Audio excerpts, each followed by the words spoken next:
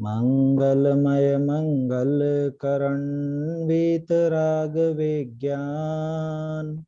नमो ताहि जाते भय अरहंतादि महान। करि मंगल करि होम महाग्रंथ करण को काज।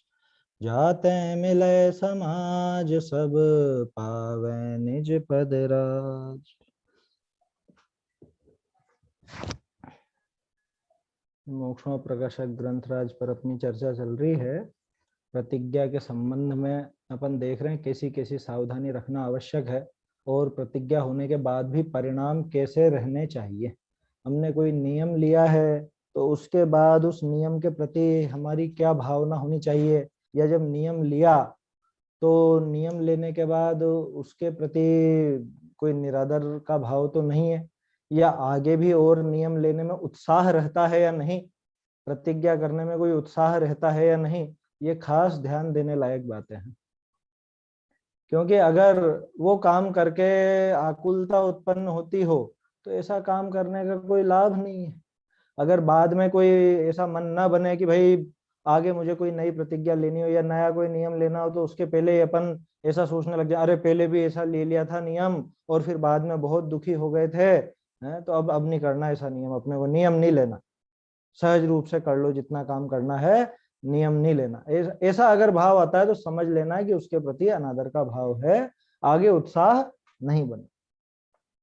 टोडरमल जी ने फिर बात बताई थी कि भाई इतना विचार तो चलना चाहिए।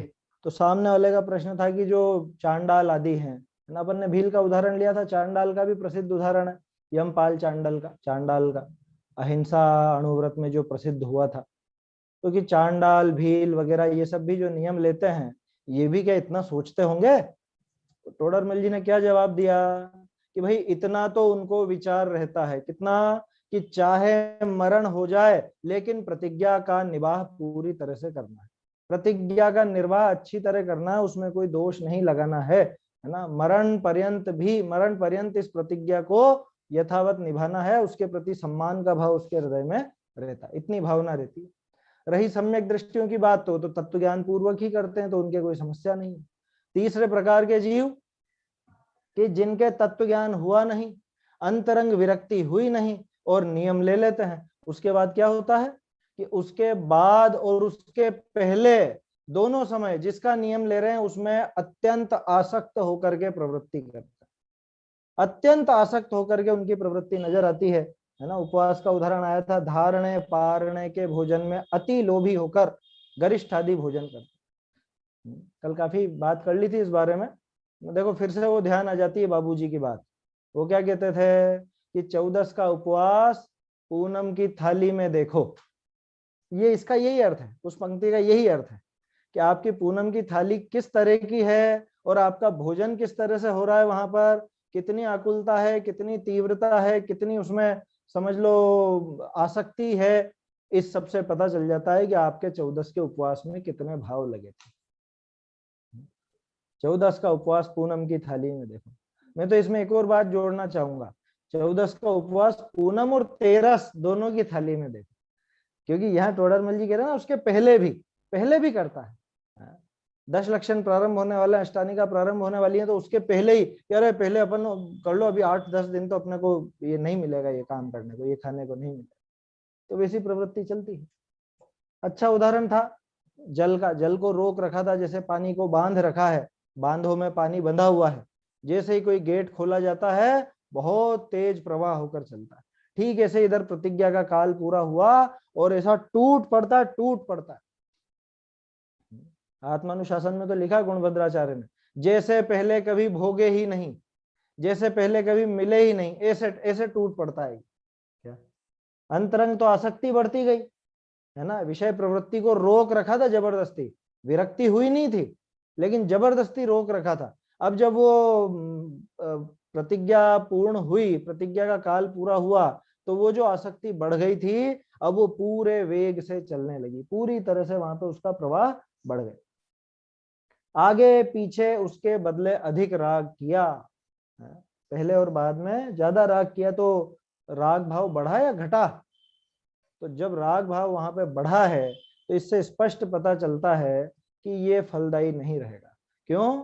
क्योंकि फल तो राग भाव के अनुसार होगा। अब राग भाव अगर घटा होता तो यहाँ पे उसको वैसा फल मिलता, लेकिन राग भाव तो उल्टा बढ़ गया। प्रतिज्ञा आदि तो राग आदि घटाने के लिए थे, उसको घटाने के साधन थे। आई तो थी बात ये 238 पर। पहले तत्व ज्ञान का उपाय करना, पश्चात कषाय घटाने के लिए बाह्य साधन करना। ये पंक्ति देखी थी अपन ने, कषाय घटाने के लिए था ये बाह्य साधन। अब ये बाह्य साधन तो कर रहा है लेकिन कषाय जरा सा भी घटा नहीं है। अगर कषाय भाव जरा भी नहीं घटे हैं तो वो मतलब रागादि यहाँ पे जब तीव्र हो गए हैं तो प्रतिज्ञा ने क्या काम किया, वो प्रतिज्ञा किस काम की रही, उससे क्या फल मिलेगा? फल मिलेगा या नहीं मिलेगा? कि मिलेगा तो सही, क्या मिलेगा? विपरीत फल मिलेगा। पुण्य के स्थान पर उल्टा पाप ही बांधेगा, वो सारा काम करके भी पाप ही बांधे। तो इस तरह की प्रवृत्ति होती है। आखिरी की 2-4 लाइनें थी जिस पर अपनी ये प्रकरण बाकी रह गया था। इसलिए क्या कहा कि जितनी विरक्ति हुई हो उतनी प्रतिज्ञा करना। ये बात अपन ने देख ली थी, जितनी विरक्ति हुई हो उतनी प्रतिज्ञा करना। क्या मतलब? स्वच्छंदी नहीं हो जाना कि अरे हमारी तो नहीं हुई विरक्ति तो हम प्रतिज्ञा नहीं करते, वो बात तो लगेगी नहीं। क्योंकि यहाँ तो जो प्रतिज्ञा धारण करने योग्य हो चुका है उसी की बात चल रही है, यहाँ पे स्वच्छंदी की बात नहीं है। ये चीज तो 204 पेज पर पहले ही आ चुकी है। तो जितनी विरक्ति हुई हो, भाई प्रतिज्ञा लेना है अच्छी बात है, नियम लेना बहुत बढ़िया बात है, लेकिन जितनी विरक्ति हुई हो अपने परिणामों का निर्णय करेगा ना, ये पहले आ चुका है, अपने परिणामों का निर्णय करे, वर्तमान परिणामों के भरोसे ही प्रतिज्ञा न कर बैठे, तो उस सब में इसको एक वो जजमेंट हो जाता है कि मेरे परिणाम कैसे हैं, विरक्ति कितनी है, उस अनुसार प्रतिज्ञा कर लेना। क्या उदाहरण दिया? महामुनि भी थोड़ी प्रतिज्ञा करके फिर आहार आदि में उछटी करते हैं, कम करते हैं आहार आदि में। क्या मतलब?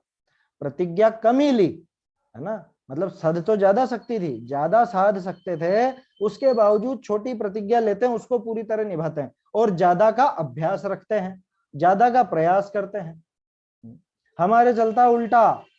उल्टा कैसे चलता है कि जैसे मान लीजिए अभी अष्टानिका में हमने 5 हरी रखी, ठीक है, 5 हरी का नियम है।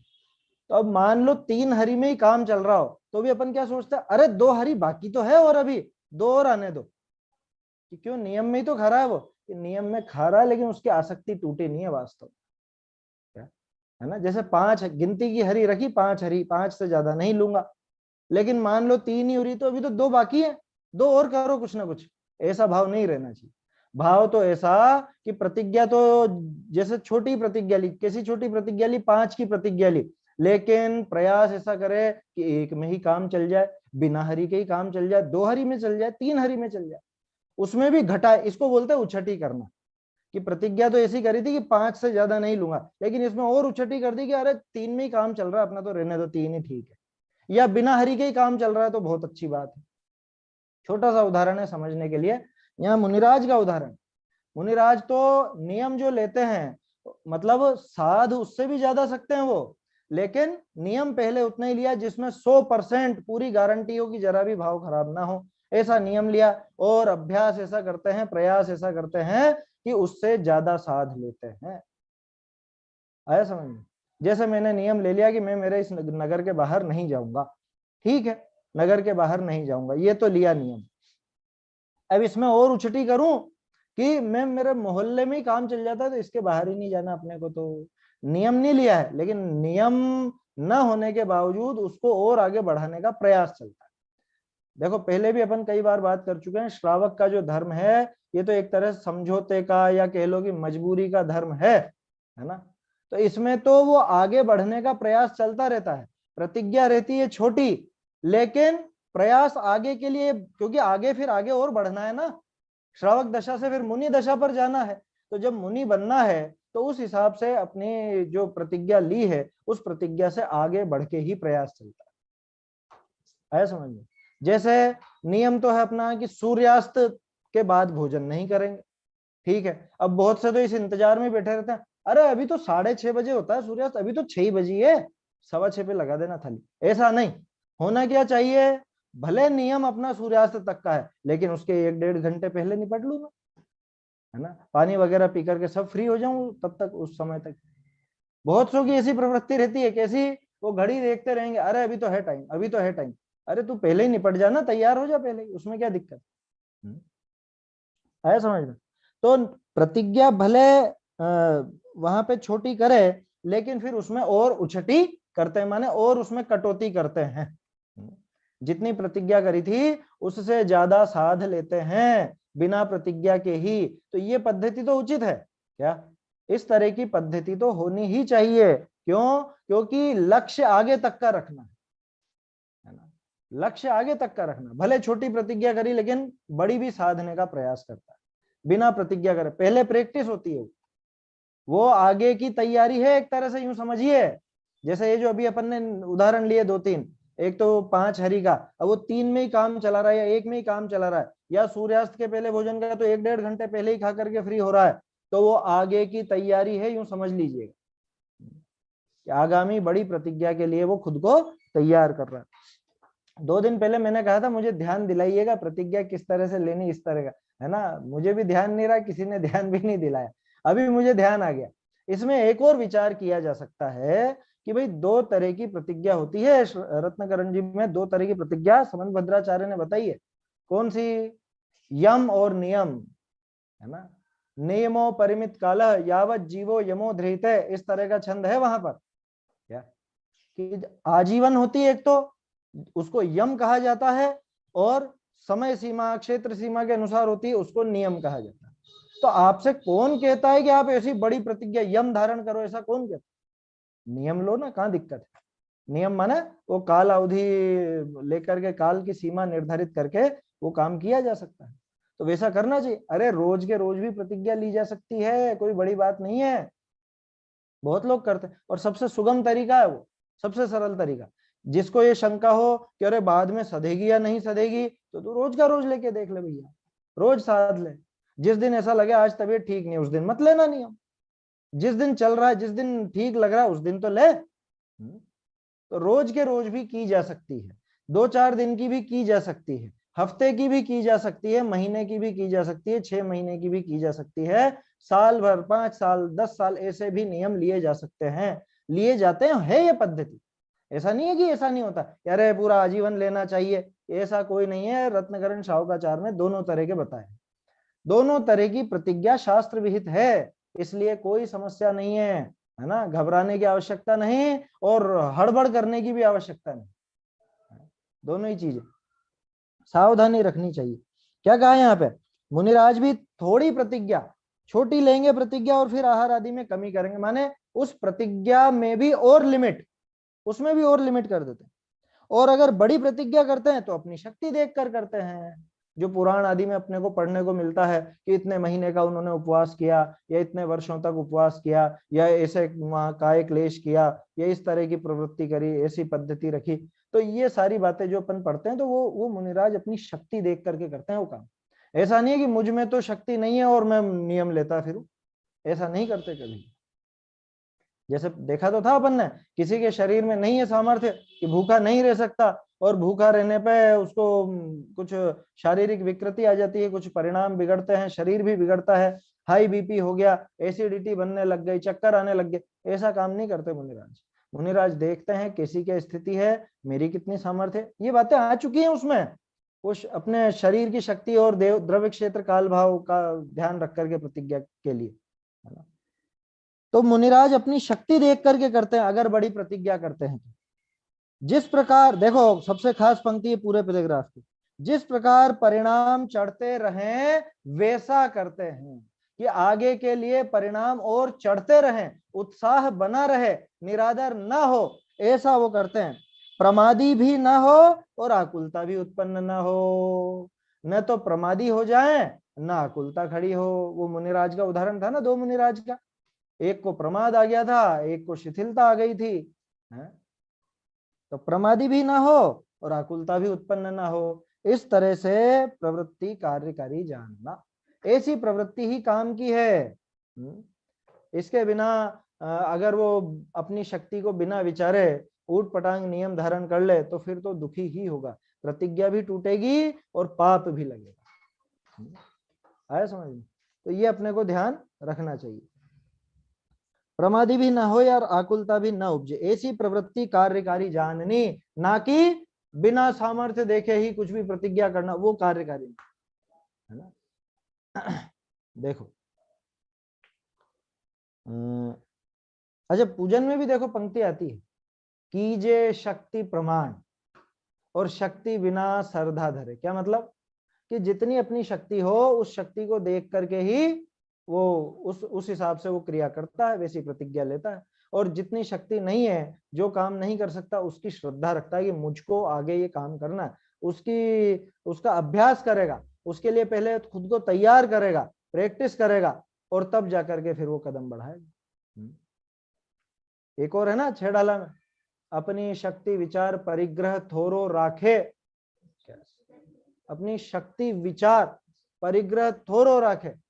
तो थोड़ा परिग्रह रखता है, ये नहीं है बात कि भाई अपनी शक्ति देख लेता है कि मुझसे कितना सधेगा कितना नहीं सधेगा, उस शक्ति का विचार करके फिर वो जो भी नियम करना है, वहां पे परिग्रह परिमाण की बात है इसलिए वहां पे उसकी बात आई। बाकी तो किसी भी प्रतिज्ञा में ये बात देखी जाती है कि अपनी शक्ति का विचार करके, द्रव्य क्षेत्र काल भाव आदि का विचार करके और परिणामों का विचार करके कि मेरे परिणाम आगे उत्साह रूप रहेंगे या नहीं रहेंगे, इन सब बातों का विचार करके वो काम करते हैं। चलिए आगे देखते हैं। बहुरी देखो, अभी एक चौथा प्रकार का जीव, अभी 3 तरह के जीव देख लिए अपन ने। पहला कौन सा था? वो जो जिसको ज्यादा समझ नहीं थी लेकिन प्रतिज्ञा का आदर बहुत था, प्रतिज्ञा पूरी निभाई उसने, जैसे वो भील चांडाल का उदाहरण था। दूसरा सम्यक दृष्टि जीव, वो तत्वज्ञानी था। तीसरा कि अंतरंग विरक्ति नहीं हुई और प्रतिज्ञा ले लेता है, अंतरंग विरक्ति तो नहीं हुई लेकिन प्रतिज्ञा ले ली। ये संभव है कि उसको धर्म दृष्टि हो। क्या मतलब? कि वो उसको धार्मिक कार्य समझ करके करता तो है, लेकिन उसके वो अंतरंग से विरक्ति नहीं थी और फिर भी उसने नियम ले लिया। अब चौथे प्रकार का जीव कैसा? बहुरी जिनके धर्म ऊपर दृष्टि नहीं। क्या? जिनकी धर्म के ऊपर जरा भी दृष्टि नहीं। अभी अपन ने जिसकी बात की ना, उसकी हो सकता है कि धर्म पर दृष्टि हो, विरक्ति भले नहीं हुई है लेकिन धर्म पर दृष्टि है तो नियम ले लिया, अब वो भी नहीं निभेगा वैसे तो। अब यहां बात है किसकी? कि जिसकी धर्म के ऊपर दृष्टि ही नहीं है। क्या मतलब? धर्म पे दृष्टि नहीं है का क्या मतलब? सांसारिक प्रयोजन से वो काम करता है। जिसकी धर्म के ऊपर दृष्टि नहीं, वो तो 100% सांसारिक प्रयोजन से ही वो कार्य कर रहा है। वो क्या करता है? ते कबहू तो बड़ा धर्म आचरे, कबहू अधिक स्वच्छंद होई प्रवर्ते।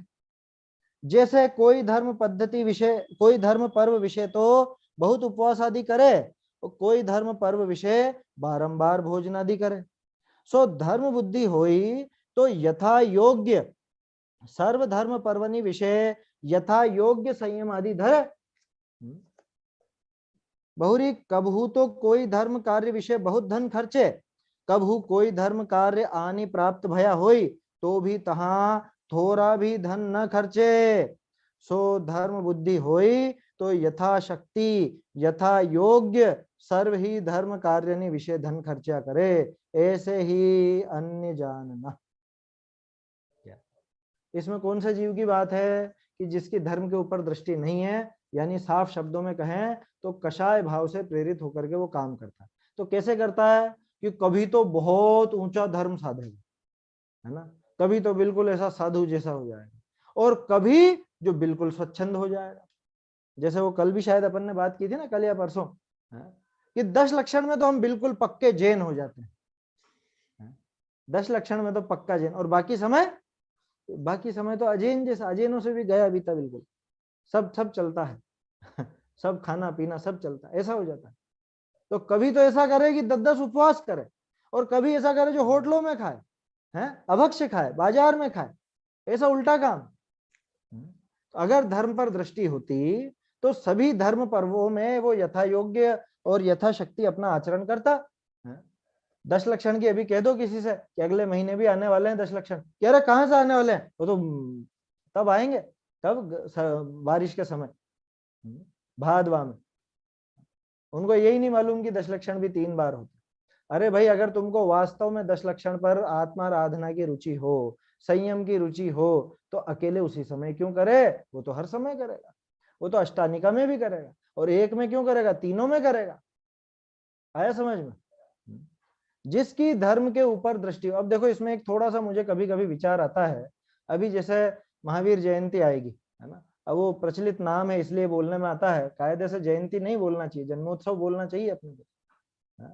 तीर्थंकरों के जन्म कल्याणक होते हैं, जयंतियां वयंतियां तो हर किसी की हो जाती है। खैर, वो जो नाम प्रचलन में, इस वजह से मैं वो नाम बोल रहा हूँ।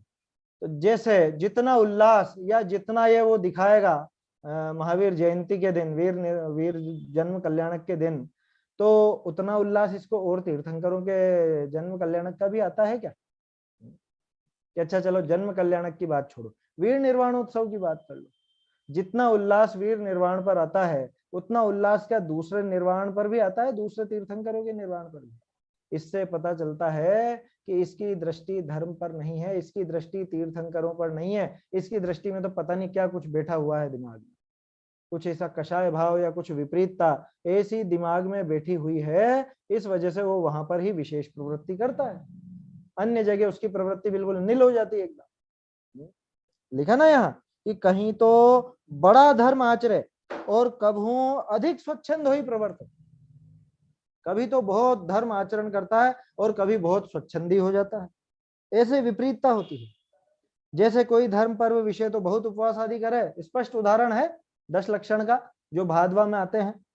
कोई धर्म पर्व विषय बारंबार भोजन आदि करे, दूसरे 10 लक्षणों की कोई गिनती नहीं है। सो धर्म बुद्धि हुई तो यथा योग्य, यथा योग्य, यथा योग्य माने कि जहां जैसा उचित है, जैसे 10 लक्षण वो भादवा के मनाए, वैसे ही दूसरे भी 10 लक्षण वैसे ही। यथा योग्य सर्व धर्म पर्वनि विषय यथा योग्य संयम आदि धरे। यहाँ संशोधन है मेरे ख्याल से, शायद सोनगढ़ वाली प्रति में ये यथा योग्य छूट गया है यहाँ, है ना? हस्त जो अपनी जयपुर वाली प्रति उसमें तो सही है, यथा योग्य धर्म पर्वनि विषय यथा योग्य संयम आदि धरे, कि यथा योग्य जो भी अपने धर्म पर्व हैं उनमें यथा योग्य संयम आदि धारण करता। अब आदि से और भी लगा लेना, और भी क्रियाएं जो भी हैं, मान लो दान का उदाहरण तो टोडरमल जी ने दे दिया, और उपवास आदि हैं या पूजन आदि है, या और भी जो जो चीजें हैं, जो जो भी हम धर्म की क्रिया के नाम पर करते हैं, कि 10 लक्षण में तो स्वाध्याय में बैठ जाएगा, और बाकी पर्वों में यार बाकी में समय नहीं मिलता, 10 लक्षण में तो निकाल लेगा। अरे बहुत से तो ऐसे होते हैं कि वो 10 लक्षण आदि में भी उसको कोई विचार नहीं रहता, वो व्यापार धंधा छूटता नहीं, दुकान छूटती नहीं है, एक दिन के लिए भी दुकान छोड़ना नहीं चाहता, ऐसी भी पद्धति रहती है लोगों की। आया समझ में? कि अगर आपको वास्तव में धर्म बुद्धि हुई है, दूसरा आप जो वहां पे मंदिर में इतनी धाम धूम करके आए हैं सुबह सुबह, तो ये दिन भर ये प्रवृत्ति कैसे नजर आ रही है? थोड़ी सी विरक्ति होना चाहिए या नहीं? लिमिट में आना चाहिए या नहीं? एकदम नहीं छूट सके तो थोड़ा लिमिट तो करना ही चाहिए। अगर धर्म बुद्धि है तो, धर्म बुद्धि नहीं है तो फिर तो बात ही नहीं। बहुरी कबहू तो कोई धर्म कार्य विषय बहुत धन खर्चे। क्या? जैसे मान लीजिए मैं कुछ काम कर रहा हूँ, कोई मान लो ग्रंथ छपा रहा हूँ या कोई ऐसा संकुल बना रहा हूँ, आप सब मेरे परिचित हो, तो अब मैं आपसे कहूंगा अरे साहब यहाँ पे थोड़ा चंदा दो, यहाँ पे थोड़ा कुछ करो, है दान आदि करो, तो यहाँ तो आपके हाँ हाँ मिलने वाले हैं अपने, तो खट से कर दोगे। और जहां कोई दूसरा व्यक्ति ऐसा ही सही कार्य कर रहा हो, सही की बात कर रहा हूँ, अन्यथा नहीं लेना कि कोई भी करे तो सबको देना चाहिए, कि नहीं सबको तो नहीं दिया जाए, सबको इसलिए नहीं कि क्योंकि वहां पे अगर विपरीत प्रवृत्ति होती हो तो वहां दान नहीं दिया जाता। लेकिन जो इसी के जैसी दूसरी जगह भी है, वहां पे आप क्यों नहीं देते? कि अरे वहां कोई हमारा मिलने वाला नहीं, वहां कोई पहचान का नहीं। अरे जैसे मान लो 2 स्वाध्याय सभा है, मान लो कोई व्यक्ति ग्रंथों के लिए दान देता है, ठीक है, आप ग्रंथों के लिए दान देते हैं, तो अब मान लो हमारे यहाँ स्वाध्याय हो रही, तो आपने यहाँ के लिए ग्रंथ भेंट करवाए, ठीक है, यहाँ के लिए भेंट करे, और दूसरी जगह पास में कोई दूसरे गांव में स्वाध्याय होती है, वो भी ऐसे ही अपने जैसे ही स्वाध्याय करते हैं, वो भी मोक्ष प्रकाशक समय सार आदि पढ़ते हैं, तो वहां पे नहीं दिए। ये क्या बात है? वहां से डिमांड आने पर भी नहीं दी, और यहाँ बिना डिमांड के भी दे दो। ऐसा भी होता है ना बहुत सी बार, हम लोगों को पक्ष रहता है किसी व्यक्ति विशेष का, तो अपन की नहीं हम तो वहीं देंगे बस। देखो बजट वाली बात हो तो और बात है, जैसे कि भाई मुझे तो साल भर में 10,000 रुपए दान के निकालने हैं या 1,00,000 रुपए, जो भी जिसकी जैसी लिमिट है, ठीक है, तो वर्ष भर में मुझे इतना दान करना है। तो अब अगर वो हो गई हो तब तो बात अलग हो जाती है। इसीलिए टोडरमल जी ने लिख दिया यहाँ यथा योग्य यथा शक्ति, दोनों शब्द डाले क्या। तो बहुरी कभू तो कोई धर्म कार्य विषय बहुत धन खर्चे, और कभू कोई धर्म कार्य आनी प्राप्त भया होई तो भी तहां थोड़ा भी धन न खर्चे। बोलो, दोनों लाइनों में अंतर है थोड़ा सा। पहले तो कहा किसी धर्म कार्य में बहुत धन खर्च करता है, और फिर कह रहे हैं कोई धर्म कार्य आनी प्राप्त भया हुई। क्या मतलब कि मौके पे आ गया, बिल्कुल आया समझ में, सामने ही आ गया है वो धर्म पर्व या वो धार्मिक कार्य, तो वहां पे भी थोड़ा भी धन खर्च नहीं करता।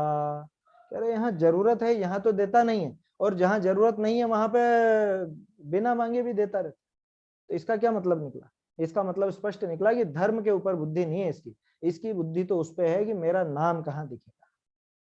उस संस्था में मेरा नाम लिख देते हैं तो वहां पे मैंने दे दिया, और यहाँ पे इस संस्था में नाम नहीं लिखते हैं ये लोग, नाम मतलब बिना नाम के ही काम करना चाहते हैं। अरे यहाँ यहाँ रहने दो रहने दो, नाम तो लिखना ही चाहिए ना साहब हमारा, बिना नाम लिखे कैसे दान दे।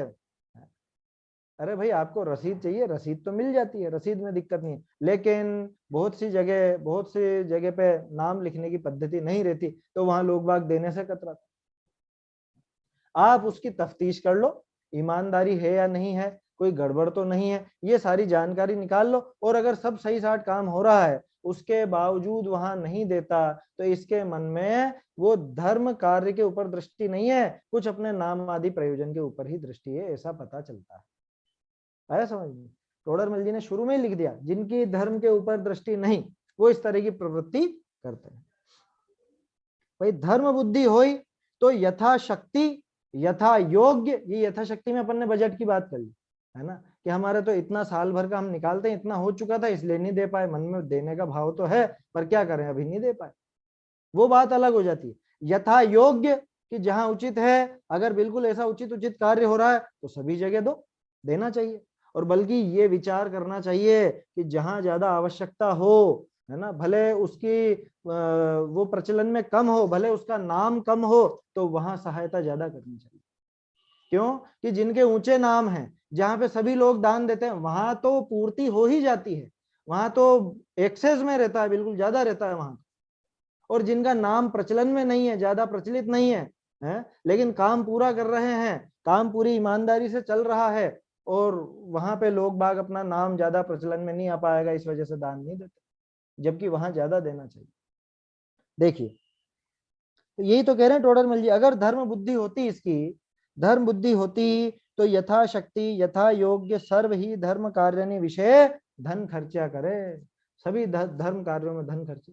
देखो कहां से कहां पहुंच गई बात, प्रतिज्ञा उपवास की बात चल रही थी, दान के ऊपर आ गई बात, क्योंकि ये भी तो एक धर्म कार्य है ना, ऐसी भी प्रतिज्ञा लेते हैं लोग बात, दान की भी प्रतिज्ञाएं हुआ करती हैं लोगों की, ऐसे ही अन्य जानना। चलिए आगे देखिए, बहुरी, अब ये एक और तरह का जीव, बहुरी जिनके साचा धर्म साधन नहीं, है ना, ये वैसे मेरे ख्याल से सबका मिश्रित हो जाएगा, क्योंकि इसके सच्चा धर्म साधन नहीं है, तो सच्चा धर्म साधन उसके भी नहीं है जिसके अंतरंग विरक्ति नहीं हुई थी, सच्चा धर्म साधन अभी जो अपन ने पढ़ा उसके भी नहीं है कि जिसकी धर्म पर दृष्टि नहीं है। बहुरी जिनके साचा धर्म साधन नहीं, ते कोई क्रिया तो बहुत बड़ी अंगीकार करे और कोई हीन क्रिया करे, जैसे धनादिक का तो त्याग किया और चोखा भोजन चोखा वस्त्र इत्यादि विषय विशेष प्रवर्ते। बहुरी कोई जामा पहनना स्त्री सेवन करना इत्यादि कार्य का तो त्याग करी धर्मात्मापना प्रकट करे और पीछे खोटे व्यापार आदि कार्य करे, लोक निंद पाप क्रिया विषय प्रवर्ते। ऐसे ही कोई क्रिया अति ऊंची कोई क्रिया अति नीची करे, तहां लोक निंद होई धर्म की हास्य करावे, कि देखो अमुका धर्मात्मा ऐसा कार्य करे। जैसे कोई पुरुष एक वस्त्र तो अति उत्तम पहरे, एक वस्त्र अति हीन पहरे, तो हास्य ही होई, तैसे यह हास्य पावे है। साचा धर्म की तो, ये तो अगला पैराग्राफ आ गया, चलिए यहां तक देखते हैं पहले। अब जिनके सच्चा धर्म साधन नहीं होता वो कैसा काम करते हैं? ये एक तरह से पूरा चित्र खींच दिया टोडरमल जी ने कि कोई क्रिया तो बहुत ऊंची अंगीकार कर लेता है और कोई क्रिया इसकी बहुत हीन होती है। उदाहरण भी उन्होंने दे दिया, अलग से क्या उदाहरण की आवश्यकता है। जैसे धनाधिक का तो त्याग किया, रुपए पैसे में मेरे साथ नहीं रखता।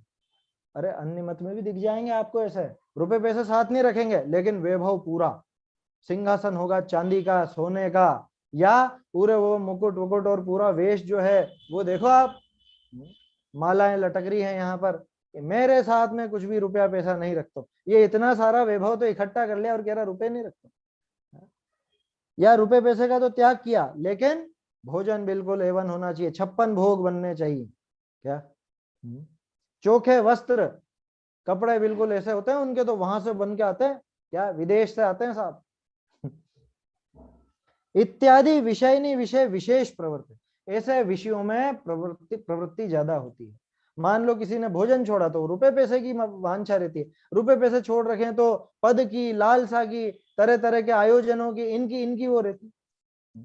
जैसा आजकल देखने में आता है ना, रुपया तो कुछ भी नहीं रखते हैं साथ में लेकिन गाड़ियां चल रही है नाम से, उनके नाम से गाड़ियां चल रही है पूरी, उनके नाम से पूरे वो स्टॉल लगे हुए हैं, उनके नाम से पता नहीं क्या क्या खुल गए हैं, स्कूल खुल गए हैं, मठ खुल गए हैं, हॉस्टल खुल गए हैं, ये सारी पद्धतियां चलती है। आप कह सकते हो वो तो दूसरों ने खोले उनके नाम, अरे वो प्रेरणा देकर के खुद खुला है उसकी बात है कि मैंने ये दूसरे काम तो छोड़ दिए। क्या? अरे सीधी सी बात, मैं ब्रह्मचर्य का तो नियम ले लूं, मेरे तो ब्रह्मचर्य का नियम, और लोगों की शादियां करवाता फिर, क्या गृह प्रवेश करवाता फिर, व्यापार धंधे का वो क्या बोलते हैं उद्घाटन करवाता फिर, ऐसा भी तो होता है। अरे गुरुजी का आशीर्वाद लेके आना, नया व्यापार चालू करने के पहले नई गाड़ी लाए, पहले पहले गुरुजी के पास जाओ अपने और गुरुजी से उस पर साथिया बनवा के लेके आओ, तो गुरुजी के यही काम बचा। एक क्रिया तो इतनी ऊंची कि घर छोड़ दिया है, सारे परिग्रह छोड़ दिया है, दूसरी क्रिया इतनी नीची कि ये लोक निंदे ये सारे काम कर रहे हैं, गंडे ताबीज बेच रहे हैं, ऐसी भी पद्धति चल पड़ी, तंत्र मंत्र कर रहे हैं।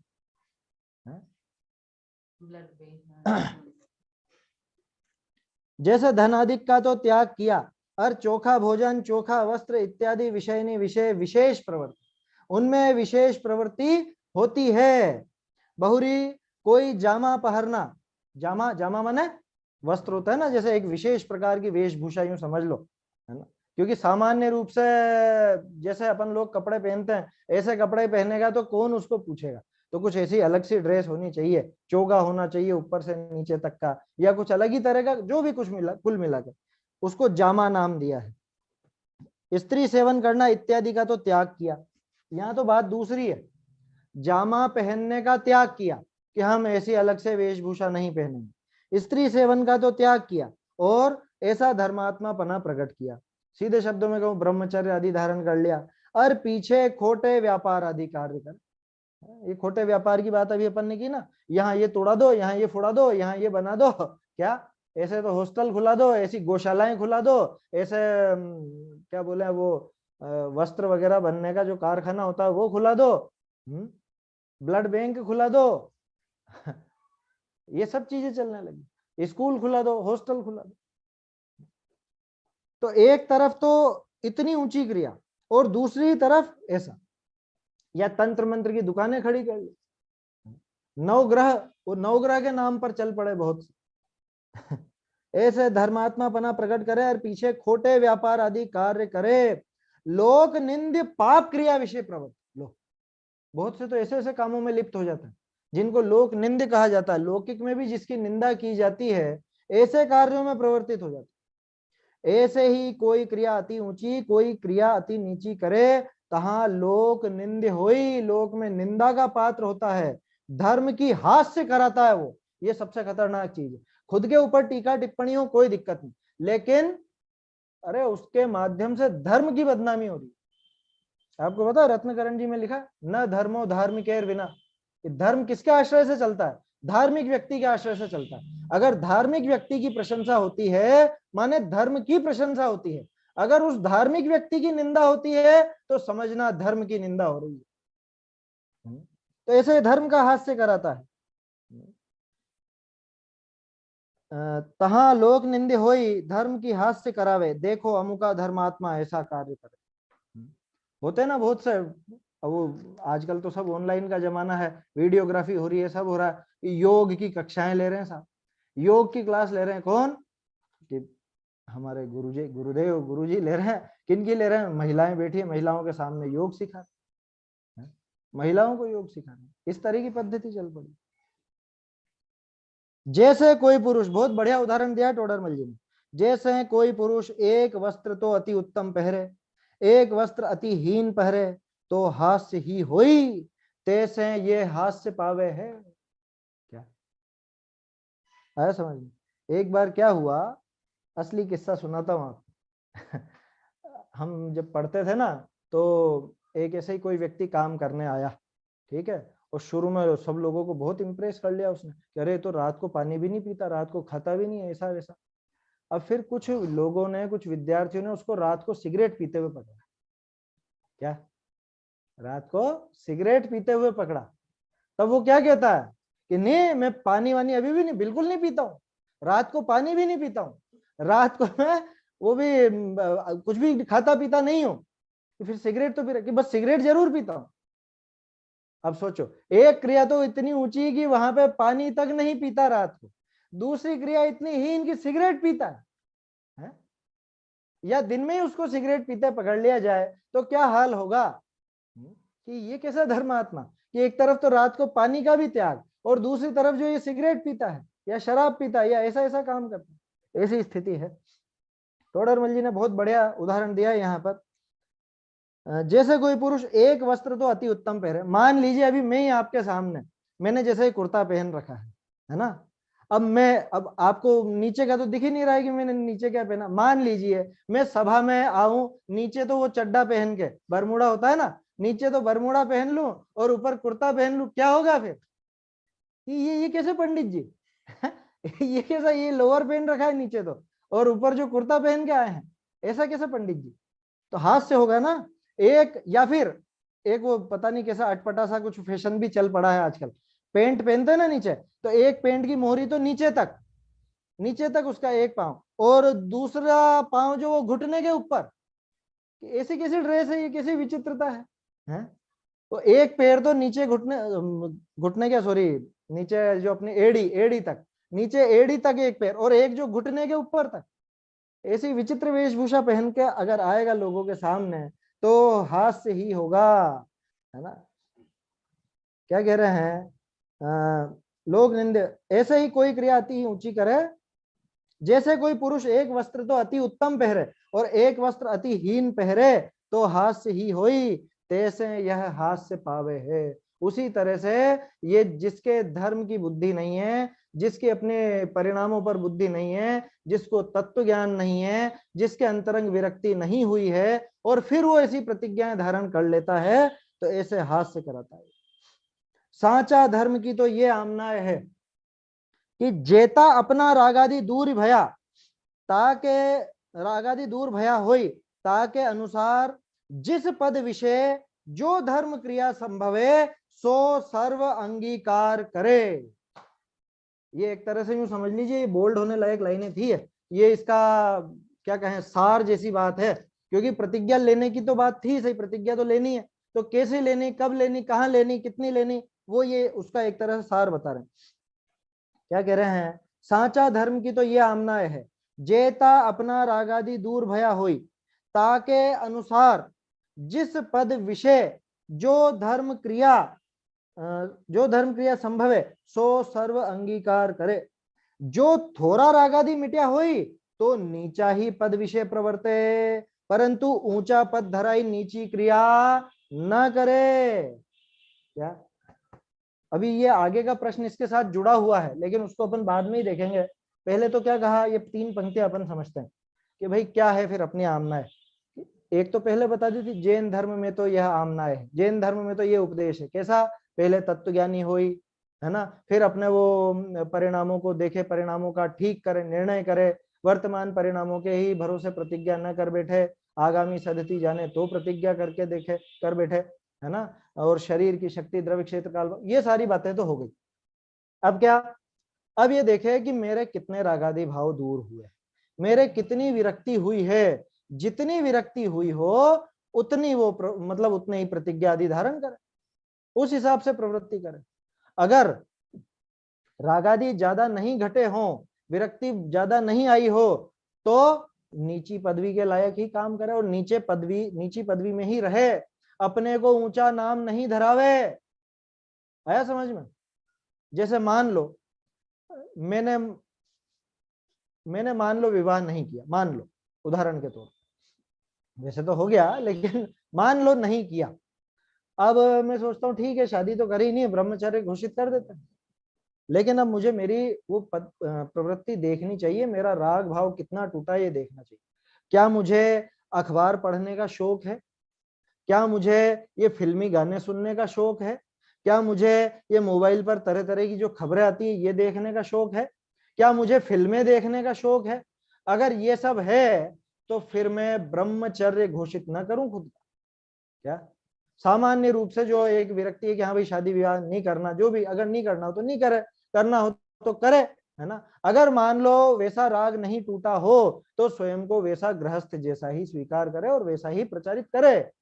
ऐसा नहीं कि मैं ठीक है शादी नहीं करी ना, मैं ब्रह्मचारी हूँ ब्रह्मचारी। अब मुझे देख के आश्चर्य होता है, कितनी बार ऐसा देखा क्या, अब नाम नहीं बताऊंगा, लेकिन बहुत सी जगह ऐसे देखा, कहीं तीर्थ क्षेत्रों पे भी गए या कहीं गए ना, तो कोई ब्रह्मचारी जी का तो लैपटॉप खुला है, फिल्मी गाने बज रहे हैं। ब्रह्मचारी जी के 3-4 तरह के अखबार पड़े हुए हैं, अंग्रेजी अखबार भी पढ़े हैं। अब आजकल के अखबार तो आप जानते ही हैं, सब तरह के विज्ञापन जो आते हैं। मेरा स्पष्ट मानना है, और मेरा क्या मानना है, बहुत से जो वास्तव में दृढ़ होंगे ब्रह्मचर्य में वो तो यही कहेंगे कि ब्रह्मचारी कायदे से वो अखबारों को नहीं पढ़े। आया समझ में? नहीं पढ़ेगा वो। क्यों? क्योंकि उसमें सारी की सारी सब तरह के आते हैं, सब तरह की खबरें आती हैं। वहां पे आता है ना उसमें नारी नहीं काष्ठ चित्राम की 10 लक्षण की पूजन में आता है, ब्रह्मचर्य की पूजा में क्या ब्रह्मचारिणी के ना ही काम की, इस तरह की बात आती है कि चित्राम की हो, लकड़ी की हो, मतलब स्त्री का चित्र भी हो तो ब्रह्मचारी उसको हाथ नहीं लगाता। हाँ, तिर्यंच की हो या मनुष्य की हो, कैसी भी हो, उसके चित्र तक को भी हाथ नहीं लगाता, उसकी मूर्ति तक को भी हाथ नहीं लगाता ब्रह्मचारी, जिसने ब्रह्मचर्य ले रखा है। और मेरे परिणाम स्त्री के प्रति तो उदासीन हैं, लेकिन ऐसे विरक्त नहीं हुए हैं कि मैं ये अभी सारी चीजें व्यापार धंधा आदि और ये सब नहीं छूटा है, या अखबार आदि और ये मोबाइल वगैरह ये नहीं छूटा है, वैसी विरक्ति नहीं हुई है, तो मैं खुद अपने परिणामों को देख करके उस अनुसार प्रतिज्ञा करूं। आया समझ में? क्योंकि कई प्रकार के होते हैं नियम। भाई नीची पदवी में रह करके वैसा ही नाम धारण करूं तब तो उचित है, लेकिन मैं नाम तो रख लूं ऊंचा और काम करूं नीचा, वो नहीं चलेगा। जैसे शायद पहले भी अपन ने बात की थी, रात्रि भोजन त्याग। आप में से किस किस के रात्रि भोजन का त्याग है? अभी सब हाथ खड़े कर देंगे साहब, हमारे है ना। सभा तो ऑफलाइन चल नहीं रही है, ऑनलाइन चल रही है। ऑफलाइन होता तो सब हाथ खड़ा कर देंगे। फिर अगला प्रश्न होता है कि रात में पानी कौन कौन पीता है? ये क्या हुआ है? जिसके रात्रि भोजन त्याग एक तरफ से, तो भाई अगर नाम आप जैसा रखते हो, नाम अगर आप ऊंचा रखते हो तो काम वैसा करना चाहिए। अगर काम वैसा नहीं है तो नाम वैसा नहीं रखना चाहिए। यहाँ टोडरमल जी ये कहना चाहते हैं, नीची पदवी में ही रहकर प्रवर्तन करे, आशा ऊंची की रखे, मतलब उसकी कोशिश करे, अभ्यास करे ऊंची पदवी का, लेकिन पहले से वो नाम धराना उचित नहीं है। अगर आपने वास्तव में रात्रि भोजन का त्याग है तो आप तो जल भी नहीं लोगे कायदे से, और अगर लेते हो तो आपको ऐसा कहना नहीं चाहिए। आपको ये कहना चाहिए कि भाई रात में सिर्फ पानी लेते हैं, पानी को छोड़कर बाकी सबकी छूट, मतलब बाकी सबका त्याग है। छूट क्या है? पानी को छोड़कर बाकी सबका त्याग है, या जो भी जैसे जिसकी पद्धति चल रही हो वो उस हिसाब से करे। ये तो एक छोटा सा उदाहरण लिया अपन ने, इसी तरह से दूसरी चीजों में भी समझना चाहिए। जैसे हम अभी देख देख करके चलते हैं, ठीक है, रात में अपन टॉर्च वगैरह साथ में लेकर चलते हैं या लाइट जला करके देख के चलते हैं कि कहीं कोई नीचे जीव जंतु तो नहीं। तो क्या कल से मैं ये कहने लग जाऊं कि मैं एरिया समिति का पालन करता हूँ? अरे एरिया समिति तो मुनि दशा में ही आएगी। नीची पदवी में उसका कुछ ना कुछ तो आप प्रैक्टिस कर सकते हो, लेकिन वो नाम मत रख लेना। जितनी विरक्ति हुई हो उतना मात्र धारण करे, उससे ज्यादा करने की कोशिश ना करे। विरक्ति जितनी हो उतना, भाई जैसे मुझे विरक्ति हुई है कि मैं भोजन का त्याग करूं, लेकिन कितना करूं कि पूरे दिन भर तो नहीं, क्योंकि फिर ज्यादा आकुलता होगी, तो एक समय भोजन करूंगा। ठीक है, इतनी विरक्ति हुई तो इतना ही त्याग करें। अब त्याग तो कर दूं कि नहीं नहीं आज तो पूरा ही उपवास, और फिर बाद में आकुल व्याकुल हूं, तो वो प्रतिज्ञा कार्यकारी नहीं होगी। अगर इतनी विरक्ति हुई हो कि पूरे दिन भर मैं बिना आहार पानी के रह सकता हूं और बिना आकुल व्याकुल हुए रह सकता हूं, तो ठीक है, अच्छी बात है, फिर करो। कुल मिला के बात क्या है, जितने अपने राग आदि दूर हुए हों उसके अनुसार जिस पद में जो धर्म क्रिया संभव हो। अब ये बहुत गहरा अर्थ है इस लाइन का। जिस पद में जो धर्म क्रिया संभव हो वो सब अंगीकार करें। हमारे पद में कौन कौन सी धर्म क्रिया संभव है कि हमारे पद में तो जो गृहस्थ धर्म में सारी बातें संभव वो सब हम कर सकते हैं। तो उतना सब में थोड़ा थोड़ा जितनी अपनी शक्ति हो उस अनुसार प्रयास करें, वो सारा नियम। ऐसा थोड़ा एक ही तरह का वो नियम एक ही पद्धति पर चलता रहे। दूसरे जो धर्म पर्व हैं, जैसे अभी बात आई थी, एक धर्म पर्व में तो बहुत ऊंची क्रिया करता है और एक धर्म पर्व में बिल्कुल स्वच्छंदी होकर प्रवर्तता है, ऐसा काम ना कर। हमारी भूमिका ऐसी है कि हम गृहस्थ हैं और हमारे सभी धर्म पर्वों में यथा संभव संयम का पालन किया जा सकता है, किया जाना चाहिए, तो किया जाना चाहिए तो करें। अपनी विरक्ति जैसी छूटी हो उस अनुसार, और विरक्ति को बढ़ाने का प्रयास करें, लेकिन इतना ध्यान रख करके करे कि जो भी प्रतिज्ञा करे उसके प्रति निरादर भाव ना हो, परिणाम चढ़ते रहें, उल्लसित होते रहें, उसमें जरा भी रंच मात्र भी कोई दोष ना लगे, ये ध्यान रखें। अपने रागादि जितने दूर हुए उसके अनुसार जिस पद में जो धर्म क्रिया संभव हो, जिस पद में जो धर्म क्रिया संभव हो, आया समझ में? इसको उल्टा भी कह सकते हो, जिस पद में जो क्रिया संभव हो वो वहां तो दिखेगी, लेकिन उसके ऊपर उस पद के लायक नहीं है। जैसे मान लो मुनिराज हैं, मैंने मुनि दशा धारण कर ली, अब मेरे पद के लायक जो क्रिया नहीं है, क्या वो नजर आएगी वहां? क्या मैं वस्त्रों का उपदेश दूंगा? क्या मैं दूसरी दूसरी चीजों का उपदेश दूंगा, गौशाला आदि का उपदेश दूंगा, या कोई निर्माण कार्य कराने का उपदेश दूंगा, या मंदिरों में तोड़फोड़ का उपदेश दूंगा? ये मेरे पद के लायक है क्या? जो कार्य पद के लायक नहीं हो वो नहीं करे, और जिस पद में जो धर्म क्रिया संभव हो वो सब करे, और जिस पद में जो क्रियाएं संभव हो सकती हो उतनी ही करे, उससे ज्यादा नहीं करे। क्या श्रावक भी तो कई तरह के हैं ना? श्रावक की भूमिका में बहुत रेंज है, बहुत रेंज है। एलक हैं, क्षुल्लक हैं, प्रतिमाधारी दूसरे हैं, अणुव्रती हैं, सभी तरह के श्रावक हैं। तो जिसकी जितनी जिस भूमिका में जो कार्य संभव हो उतना करे। यदि अल्प रागादि मिटे हो तो निचले पद में ही प्रवर्तन करे, ऊंचा नाम रखा करके ऊंचा पद लेने की कोशिश ना करे। अरे सीधी सीधा सा उदाहरण है, छोटा बच्चा अगर बड़े व्यक्ति की चप्पल पहन करके चलेगा तो क्या होगा? कि दांत टूटेंगे, कि अभी इतना पैर बड़ा नहीं हुआ था, अभी इतनी शक्ति नहीं आई थी, और ये बड़ी चप्पल पहन के चलने लगा, तब तो दांत टूटेंगे ही टूटेंगे उसके, अगर दांत आ गए हैं तो, है ना? नहीं आए हैं तो फिर वो मत लगाना बात, ठीक है? तो वो की वही बात है, अल्प रागादि मिटे हो यानी अभी छोटा हो तो निचले पद में, श्रावक के पद में ही प्रवर्तन करे, परंतु उच्च पद धारण करके, ब्रह्मचर्य आदि धारण करके, एलक पद, क्षुल्लक पद इत्यादि धारण करके, मुनि पद धारण करके नीची क्रिया ना करे, बिल्कुल भी नीची क्रिया ना करे, नहीं तो निंदा का पात्र होगा, हास्य का पात्र होगा, और ये पात्र बनेगा निंदा का, उससे फर्क नहीं पड़ता। न धर्मो धार्मिक बिना, याद रखिए, ये अगर निंदा का पात्र बना तो समझ लेना कि धर्म ही निंदा का पात्र बना इसकी वजह से, तो इसलिए महाभयंकर पाप है उसका। तो ये प्रतिज्ञा के संबंध में अपने को ये सावधानियां भी रखना चाहिए। अब ये आगे कुछ और प्रश्न आएंगे, कुछ और पद्धति इसमें चलेगी, तो वो अपन अगली स्वाध्याय में देखें। कल नहीं रहेगी स्वाध्याय दोपहर की, परसों अपन करेंगे फिर इसके आगे की चर्चा, है ना? कल नहीं रहेगी, अभी समय हो गया है, इसके माध्यम से अपन सभी बहुत अच्छे से समझें, हमारी भूमिका समझें, और प्रतिज्ञा किस तरह से क्या लेनी क्या नहीं लेनी है ये भी समझें, और जो प्रतिज्ञा लें उसका पूरी तरह से आदर सम्मान करें, उसको उल्लास पूर्वक निभाएं, और आगे ऊंची प्रतिज्ञा की कोशिश करें। ये इसकी एक तरह से भावना है। चलिए।